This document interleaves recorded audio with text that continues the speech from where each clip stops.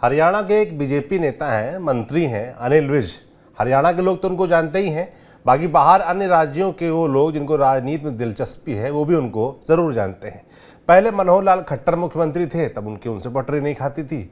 अब हैं सैनी साहब, नायब सैनी साहब, उनसे पटरी उनकी नहीं खाती है। लगातार बयान आ रहे हैं। इस बीच बयानों को देखते हुए उनको एक शो कॉज नोटिस दिया गया है बीजेपी आलाकमान की तरफ से, प्रदेश अध्यक्ष जो हैं उनकी तरफ से, और उसका जवाब भी अनिल विज ने दे दिया है। 8 पन्नों का जवाब दिया है।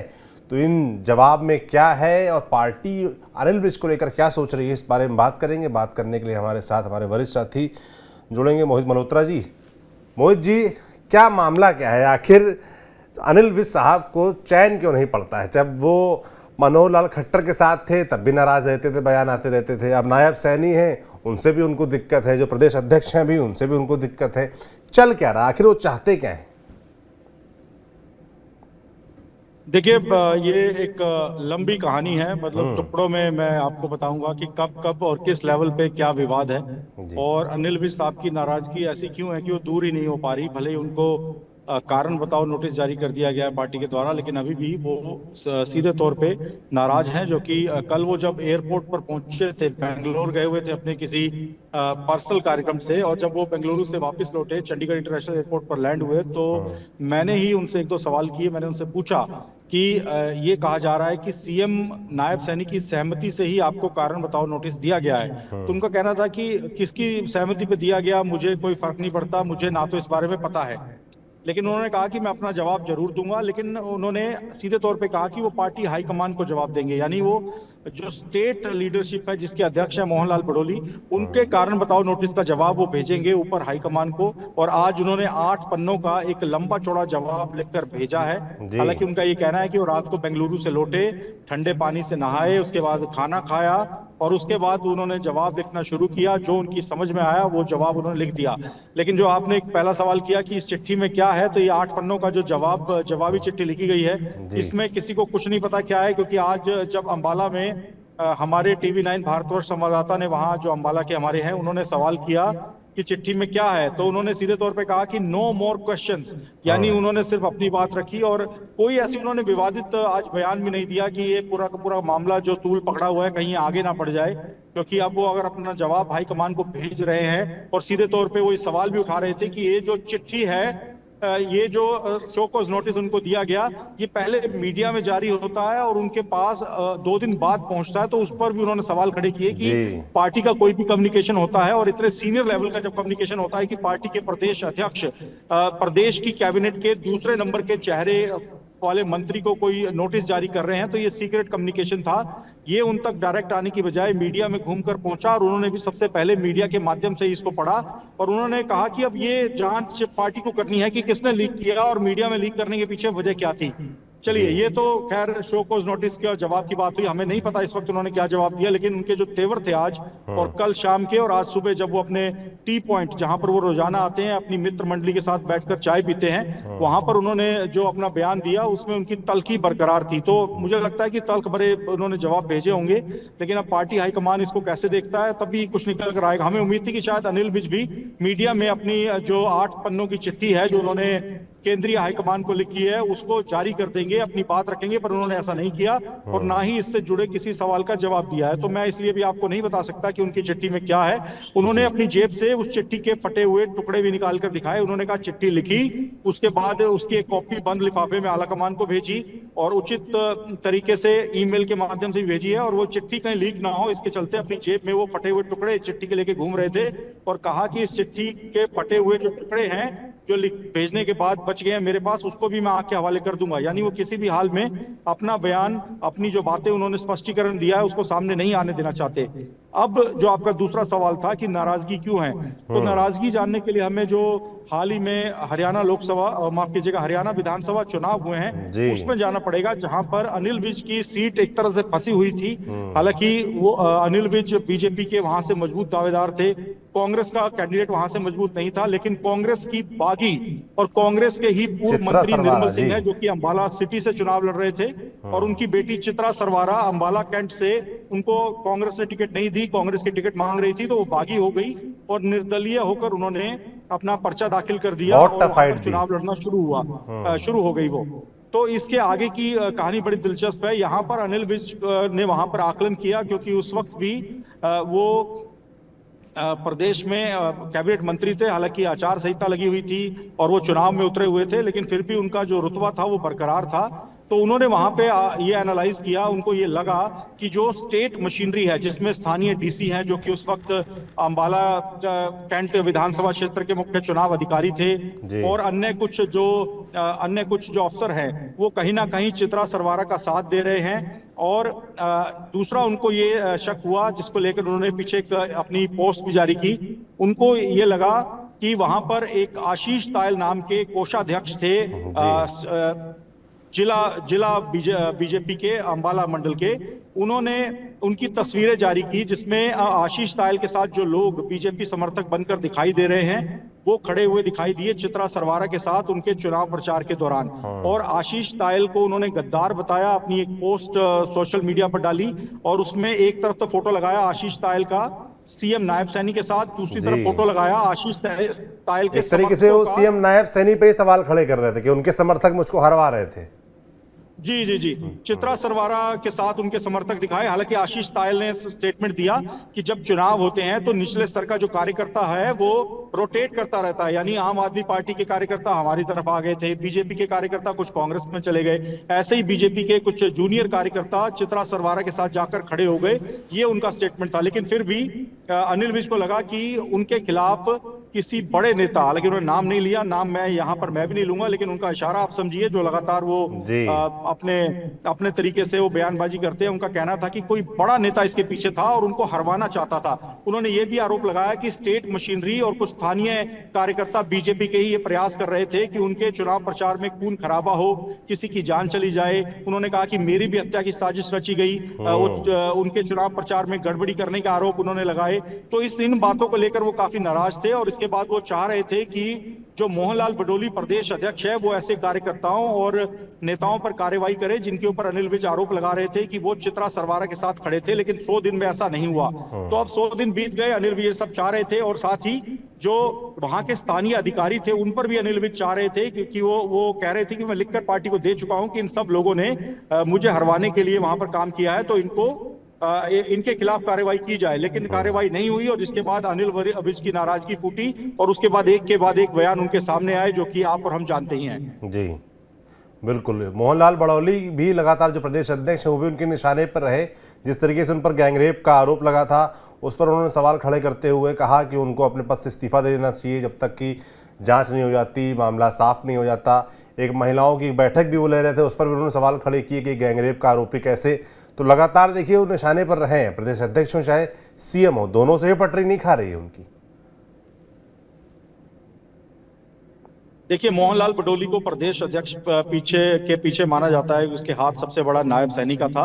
और दूसरा मनोहर लाल खट्टर, हालांकि वो केंद्र में मंत्री बन चुके हैं, लेकिन 2 बार हरियाणा के सीएम रहे, और उनका अभी भी हरियाणा की राजनीति में दखल माना जाता है। तो लेकिन मनोहर लाल खट्टर के साथ आप जानते हैं अनिल विज जब गृह मंत्री थे तब उनके किस तरह के आंकड़े रहे, किस तरह का उनका टकराव रहा, तो आप ये पूरी कहानी हमें बताने की जरूरत नहीं है, सब जानते हैं कि मनोहर लाल खट्टर के साथ भी उनका टकराव रहा। और उसके बाद अब नायब सैनी जब उनको मुख्यमंत्री की कुर्सी दी गई, तब आपको याद होगा कि जब मनोहर लाल खट्टर को हटाया गया, चंडीगढ़ में हरियाणा निवास में बैठक हो रही थी, उनको हटाकर जब नायब सैनी का नाम आगे किया गया, तब अनिल विज उस बैठक से बाहर आ गए थे, क्योंकि उन्होंने सीधे तौर पे कहा था कि मैं सीनियर मोस्ट हूं, मैं सीएम की कुर्सी नहीं मांगता, लेकिन पार्टी को तय करना है कि किसे सीएम की कुर्सी देनी है। तो उस वक्त की भी नाराजगी थी। और एक और इसके पीछे की पृष्ठभूमि आपको बताता हूं कि जब नायब सैनी अंबाला के जिला अध्यक्ष थे, तब भी उनका टकराव अनिल विज के साथ होता रहा। जब सांसद थे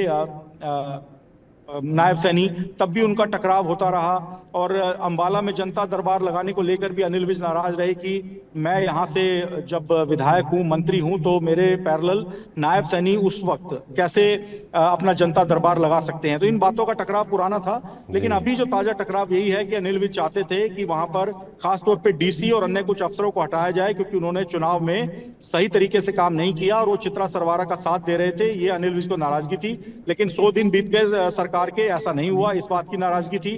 जिसके बाद सबसे पहला बड़ा हमला किया उन्होंने मोहनलाल भडोली पर, जिनके ऊपर हिमाचल में एक गैंग रेप का मामला दर्ज हुआ। हालांकि हिमाचल प्रदेश पुलिस ने साफ कर दिया था कि जो मामला है वो पीड़िता के बयान के आधार पर दर्ज किया गया, लेकिन जांच अभी जारी है। लेकिन जांच पूरी होने से पहले ही अनिल विज ने सीधे तौर पे कह दिया कि मोहनलाल भडोली को नैतिकता के आधार पर इस्तीफा दे देना चाहिए, और एक गैंग रेप मामले में अगर किसी एफआईआर में आपका नाम है तो आप कैसे महिलाओं की बैठक ले सकते हैं। तो ये सब टकराव चल रहा था। उसके बाद अनिल विज ने टारगेट कर दिया सीएम नायब सैनी को। उड़न खटोले में सीएम नायब सैनी रहते हैं, यानी हेलीकॉप्टर पे चलते हैं, नीचे नहीं उतरते, ये उन्होंने आरोप लगा दिया। ये बात हमेशा विपक्षी करते थे, लेकिन अब अपनी ही पार्टी के सीनियर नेता कर रहे हैं तो पार्टी को मुश्किल हुई। दूसरी तरफ दिल्ली में नायब सैनी और उनकी पूरी कैबिनेट के मंत्री, विधायक सब जोर लगा रहे थे कि दिल्ली चुनाव जीतना है, तो इसी को आधार बना के नोटिस भेजा गया है। तो अनिल विज की नाराजगी सीधे तौर पे यह है कि वो जो ग्रीवियंस कमेटी है सिरसा की, उसके अध्यक्ष थे, वहां उसके चेयरमैन थे, वहां पर वो बैठ के लेते थे और उनका एक अंदाज है काम करने का, वो ऑन द स्पॉट फैसला लेते हैं। कोई भी वो अगर जनता दरबार लगा के बैठे हैं, ग्रीवियंस कमेटी की बैठक ले रहे हैं, तो वहां पर वो इमीडिएट बोलते हैं कि इस अधिकारी को सस्पेंड कर दें, इसके खिलाफ आप कार्रवाई करें, इसके खिलाफ जांच शुरू करें। लेकिन इन मामलों पर भी कोई कार्रवाई नहीं हो रही थी। अंबाला में जो जनता दरबार लगा रहे थे उसमें तो वो जो आदेश दे रहे थे उस पर काम नहीं हो रहा था। तो ये नाराजगी बढ़ती रही और एक तरह से हमें लग ही रहा था कि शायद अनिल विज नाम का जो विस्फोट है वो हरियाणा की राजनीति में होने वाला है, और कुछ ऐसा हुआ भी।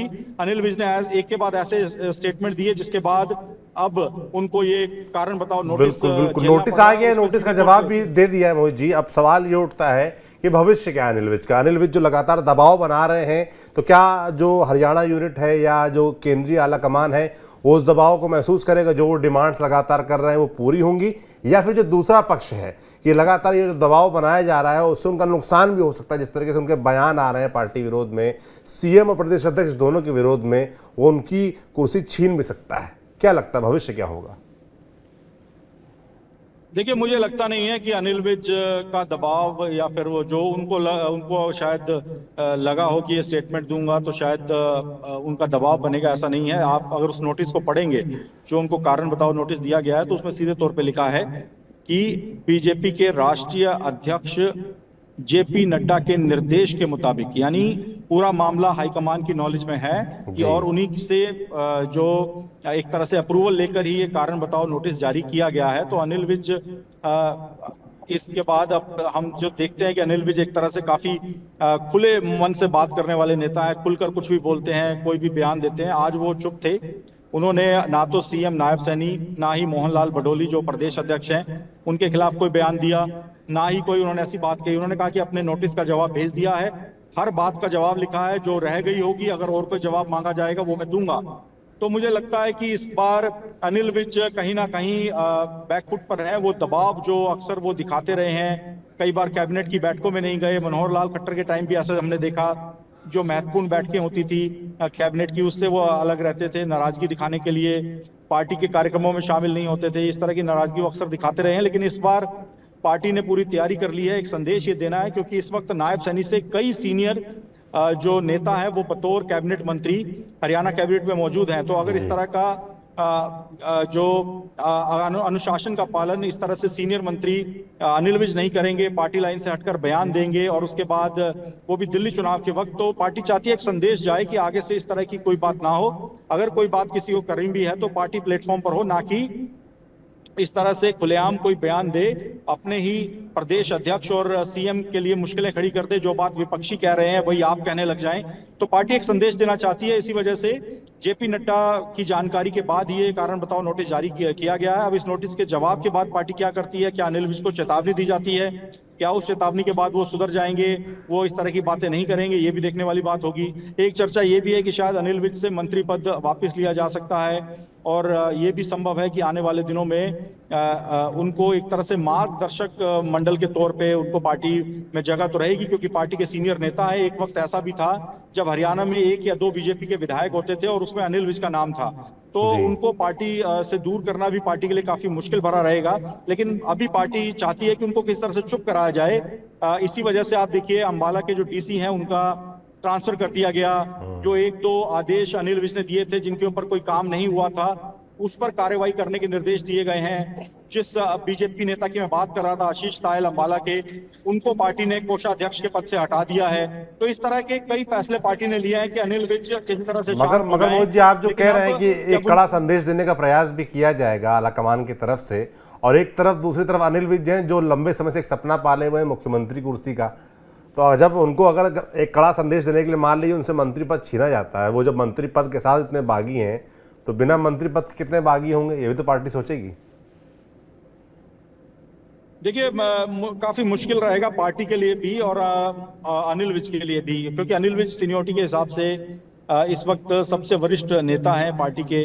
उनकी नाराजगी कहीं ना कहीं, हालांकि वो ये बात बोलते नहीं है, लेकिन पिछले जो विधानसभा चुनाव थे उसमें आपने सुना होगा उन्होंने कहा था कि मुझको लेकर अक्सर ये कहा जाता है कि मैं तो सीएम बनना ही नहीं चाहता, इस तरह के बयान पेश कर दिए जाते हैं। तो उन्होंने कहा कि मैं सीएम बनने को तैयार हूं, लेकिन बनाना है या नहीं बनाना है वो पार्टी को तय करना है। तो कहीं ना कहीं उनके मन में जो टीस है कि सीनियर होने के मुताबिक अक्सर उनसे जो जूनियर नेता रहे, उनसे जो मनोहर लाल खट्टर को जब मुख्यमंत्री बनाया गया तो वो पहली बार के विधायक बने, सीधा चुनाव जीता और उसके बाद मुख्यमंत्री बन गए। नायब सैनी के साथ भी ऐसा हुआ, वो काफी जूनियर हैं पॉलिटिक्स के हिसाब से, बीजेपी राजनीति के हिसाब से अनिल विज से, लेकिन उनको मुख्यमंत्री बना दिया गया। तो अनिल विज को कहीं ना कहीं इस बात की नाराजगी तो है, लेकिन वो खुले तौर पे इसको मानते नहीं है। उनका कहना है कि मैं कभी पार्टी से कुछ नहीं मांगता, लेकिन पार्टी अगर देना चाहेगी तो मैं इनकार भी नहीं करूंगा। तो सीएम पद की नाराजगी तो है, लेकिन इस वक्त दोनों तरफ गेंद फंसी हुई है। अगर पार्टी कोई सख्त कार्रवाई करती है, उनसे मंत्री पद वापस ले लेती है, तो बहुत गलत मैसेज जाएगा कि आप पार्टी में सीनियर नेताओं को किस तरह की तरजीह दी जाती है। और दूसरी ओर अनिल विज के लिए अब मुश्किल ये रहेगी कि उनको शांत रहना पड़ेगा, जो कि उनके लिए काफी मुश्किल भरा है। वो हर तरह से खुले मन से आप स्टेटमेंट देते हैं, वो कहते हैं कि मैं अपनी आत्मा की आवाज को दबा नहीं सकता। तो अपनी आत्मा की आवाज को दबाना पड़ेगा। अगर वो अपने मुख्यमंत्री से नाराज हैं, प्रदेश अध्यक्ष से नाराज हैं, तो पार्टी लाइन में, पार्टी के दायरे में रहकर ही बात करनी होगी। इस तरह से मीडिया में स्टेटमेंट नहीं दिए जा सकते। अपने मुख्यमंत्री को ये नहीं कहा जा सकता कि आप तो उड़न खटोले से नीचे नहीं उतरते, जनता से बात नहीं करते। और जब पूरी की पूरी स्टेट बीजेपी की लीडरशिप प्रदेश अध्यक्ष मोहनलाल बडोली पर जो आरोप लगे उसको लेकर चुप थी। उनका सीधा कहना था, देखिए ये कानून से जुड़ा मसला है, हिमाचल प्रदेश पुलिस जांच कर रही है, कोर्ट में भी मामला है। और हालांकि अब उस मामले में जो status report Himachal Pradesh police ने दाखिल की है उसमें सीधे तौर पे साफ हो गया है कि उन आरोपों में कोई दम नहीं था। और हरियाणा में जो आरोप लगाने वाले थे उनके ऊपर सिंगर रॉकी मित्तल, जिनका नाम भी इस एफआईआर में था, उन्होंने एफआईआर दर्ज करवा दी है कि उनको हनी ट्रैप के जरिए फंसाने का ये प्रयास था। तो हरियाणा पुलिस उसकी जांच कर रही है। उन आरोपों में दम नहीं है, लेकिन फिर भी आप अपने प्रदेश अध्यक्ष का इस्तीफा खुलेआम मांग रहे हैं। तो अनिल विज अगर चुप रहेंगे तो ही शायद ये मामला सुलटेगा। मंत्री पद इसी शर्त पर लिया जाएगा, अगर अनिल विज ने अपना जो जवाब भेजा है उसमें अगर अपने सख्त स्टैंड पर कायम है, फिर सख्त बातें उन्होंने लिखी हैं, तो शायद पार्टी उनसे मंत्री पद लेकर एक कड़ा संदेश देने का प्रयास करे। लेकिन ये काफी मुश्किल भरा फैसला पार्टी के लिए भी रहने वाला है। और अनिल विज जो कि खुद को एक तरह से पावर सेंटर समझते हैं हरियाणा की राजनीति का, बीजेपी का, हरियाणा सरकार का, उनके लिए भी मंत्री पद की कुर्सी जाना काफी एक तरह से हम कह सकते हैं कि काफी मुश्किल उनकी राजनीति के लिए एक ये दौर आ जाएगा। तो शायद वो इसी वजह से हम समझ रहे हैं कि शायद वो चुप हैं। और आज उन्होंने ज्यादातर जो उनसे राजनीतिक सवाल किए गए तो उनका सीधे तौर पे यही कहना था, नो मोर क्वेश्चंस। लेकिन अब आगे क्या हर तरह की राजनीतिक बयानबाजी पे वो इसी तरह का जवाब देंगे, ये तो आने वाला वक्त ही बताएगा। बिल्कुल, आने वाले वक्त में ऐसे कई सवाल हैं जो छुपे हुए हैं। सबसे खास तौर पर ये कि जो 8 पन्ने की चिट्ठी दी है उनमें क्या है और उनमें जो तेवर हैं वो किस प्रकार के हैं, वो तय करेंगे कि आला कमान क्या फैसला करता है। और फैसला अगर अनिल विज के पक्ष में रहता है तो भी राजनीति किस तरीके से हरियाणा की बढ़ेगी ये देखने वाला होगा। और अगर विरोध में रहता है, जो आपने कहा, एक कड़ा संदेश देने का पार्टी प्रयास करेगी, तो अगर उनको मार्गदर्शक मंडल में भेजा जाता है तब क्या प्रतिक्रिया होगी हरियाणा की राजनीति में, ये भी देखने वाला होगा। बड़ा इंटरेस्टिंग हो रखा है मामला। मोहित जी, बहुत बहुत धन्यवाद तमाम जानकारियों के लिए। बाकी नज़र आप बनाए रखेंगे, कुछ अपडेट आएंगे ज़रूर हमारे दर्शकों तक पहुँचाएंगे, ऐसे हम उम्मीद करते हैं। तो बाकी हरियाणा और देश की राजनीति से जुड़े ऐसे तमाम अपडेट्स के लिए आप देखते रहिए TV9 डिजिटल। मैं सौरभ हूँ, शुक्रिया।